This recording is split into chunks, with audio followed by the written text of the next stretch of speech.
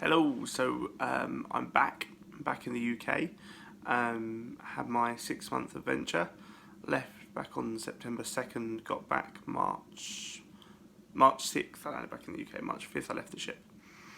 Um, so I thought I'd make a quick video saying one of the negatives of cruise ships. So I've come back. First day back, I got landed like 6 a.m. Had a bit of sleep on the plane, but not a lot. Forced myself to stay up all day and go to bed till 10. Then slept through to like 9 in the morning, thinking that would kind of help fix jet lag issues and things like that. Got up today, we tried to be active today, went out for a walk around Ramsgate with one of my friends, Heather. Met up with a few people, just generally, didn't let myself nap and things. It's now 3:15 in the morning. And my body's decided it's really awake. Yeah, I've been laying in bed for about 4 hours, just really not sleeping. So I thought, shove it, I'll come on, make a video, stick it on the YouTube and the Facebook for people to see. It's good to be back. Thank you for all the messages and the comments welcoming me back. Good to hear from you guys, good to speak to you. So thank you for that. Just giving me the low battery symbol on my phone. Cancelling that. Yeah, I just thought I'd go over a couple of the other negatives of working on cruise ships. I've done a video, I recorded it while I was on board, I haven't uploaded it yet, about 5 of the best things. So that'll go through some of the worst things about working on cruise ships as well. Just for anyone who's curious or looking at working on cruise ships. The living quarters, probably in the top 5. They're pretty small. The width of the cabin I was in was the length of the length of a single bed. They're bunk beds. So I mean, if I stretch out a foot and an arm, I could touch the two walls. They're tight. Particularly the shower is tiny. It's nice to come back home and have a decent sized shower. But yeah, I mean, they're livable. You only sleep there. You don't spend a lot of time in your cabin generally. But yeah, the living quarters are pretty small. Let's call that number 5. Number 4, the pay isn't as great as everyone thinks it is. People assume you earn great money on cruise ships. You really don't.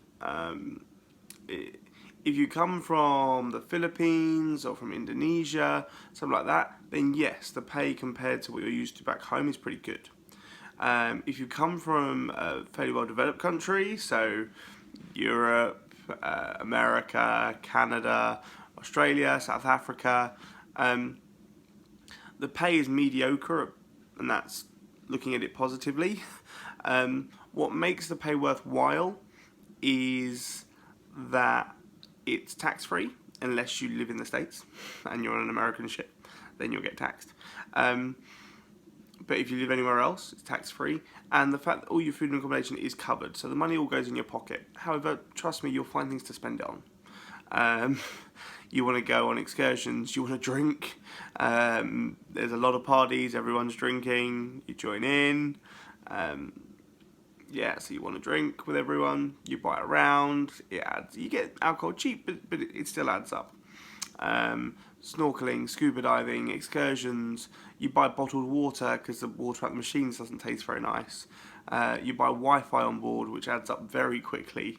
So yeah, the pay isn't as great as one thinks it is. However, it is a good opportunity to save.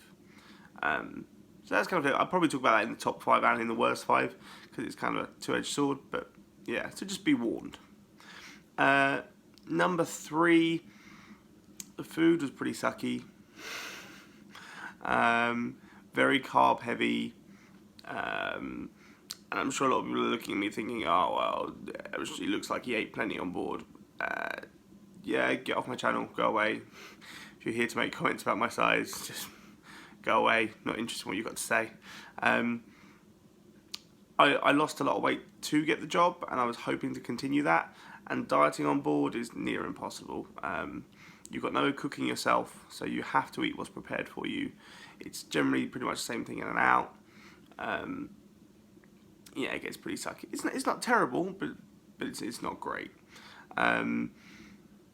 If you, in certain positions, if you have guest area privileges, then you can eat with the guests in the Lido, which is slightly better, but not when it's busy and there's restrictions on it. But the mess food, not great. Number 2, the rules. You've got a lot of strict rules to follow. If you're not used to that, it's pretty sucky, including like your hours. We were doing, a good day would be 6 to 8 hours. A bad day would be 12 to 14 hours. 7 days a week, no days off for 6 months straight. Yeah, be prepared for that. And that affects your sleep patterns. Means you're only sleeping like 4 or 5 hours a night, and then you're surviving on power naps because you have split shifts where like you'll work a couple of hours and have an hour off, a couple of hours, an hour off. Particularly in the entertainment team like I was on, extreme split shifts. You can start as early as 6 in the morning and finish as late as 1 in the morning. Yeah, so you may only work 10 hours, but spread out over 18 hours makes it a long day. Rules, you can be breathalyzed at any point. You're never allowed to be over a certain drink limit, which is about the same as the drink drive limit, I think 0.8. Yeah, be aware. A lot of people are over it a lot of the time, not going to lie. But if you cause trouble when you're over it, they will just breathalyze you and they will fire you. Instant dismissal. Rules suck. Cabin inspections, they can at any time come in and inspect your cabin as a random inspection for little or no reason with no advance warning. I had a power strip that I took with me so that I could plug my English devices in because it's all American power on board. And even though it was electrical tested, it was made by an electrician, it was safe, it wasn't their approved brand because their approved brand doesn't make an English one. So the electrician took it. I wasn't there. They didn't leave any note or warning. They just took it. Feels really invasive, really sucky. I've spoken to them on board, the HR team, about it and said, you should look at leaving some form of receipt. So there is a good HR chain on board to deal with things that are unfair. But obviously you agree to their procedures, and this was a procedure that I've missed. But they will just take stuff. If they think it's going to be unsafe, if they think that they don't want it on board, without rhyme or reason, they can just take it at any time. You have to deal with that. Top of the list, number 1 most sucky things about cruise ship life is the goodbyes. Every kind of home port, so for us it's every 5 days, you're saying goodbye to people, whether that be guests that you've known for 4 days or whether that be crew members that you've known for a couple of months and you've grown close to. And at the end of your contract, you're saying goodbye to people that you have worked with for months, some of which you'll have worked with for nearly 6 months, during a similar time to you. But every week, pretty much, you'll be saying goodbye to someone that you know and you like. The goodbyes get really tiresome really quickly. They're pretty hard to deal with. I struggled leaving this time. Some people on board that I miss already, that I had a great time with. Really enjoyed their company, and it's weird not being around them now. So yeah, goodbyes suck. So then my negative things about being on a cruise ship, partly triggered by the fact that I'm up at 3 a.m. and can't sleep. I hope you find this helpful. I will at some point upload the one I filmed on board about the positives to try and outweigh this one. And now I'm back on land with decent Wi-Fi. I'll try and get some more kind of top 5 videos up. I'm going to do a bit of a mini-series. The other video explains that. If you've got any questions, ask away. Catch you all soon. Cheers, guys.